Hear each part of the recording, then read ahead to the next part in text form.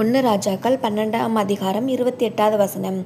ஆகையால் ராஜாவானவன் யோசனை பண்ணி பொன்னினால் 2 கன்றுக்குட்டிகளை உண்டாக்கி ஜனங்களை பார்த்து, நீங்கள் எருசலேமுக்கு போகிறது உங்களுக்கு வருத்தம். இஸ்ரவேலரே, இதோ இவைகள் உங்களை எகிப்து தேசத்திலிருந்து வரப்பண்ணின உங்கள் தேவர்கள் என்று சொல்லி. இந்த வசனத்தை தியானிக்கும் பொழுது, அரசர் தவறு செய்தாலும் மக்கள் அதை பின்பற்றாமல் இருந்திருக்கணும். மற்றவர்களை பாவம் செய்ய வழி நடத்துகிற அரசரும் அதை பின்பற்றிய மக்களும் தான் அந்த இடத்துல தவறு செய்கிறாங்க. நம்ம யார் என்ன சொன்னாலும் அதை நம்ம செய்யக்கூடாது. நாம் கர்த்தரையே பின்பற்றி போகணும்.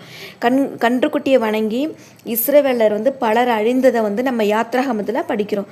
அப்படி படிச்சிருந்தாவே அதை பின்பற்றினும் போது இந்த நிலைமை வராது. இந்த பாவம் நிகழ்ந்திருக்காது. அதனால் நம்ம அதிகமாக வேதத்தை தியானித்து நம்ம அதன்படி கர்த்தருக்கு கீழ்ப்படிந்து கர்த்தரை பின்பற்றி நம்ம வாழணும்.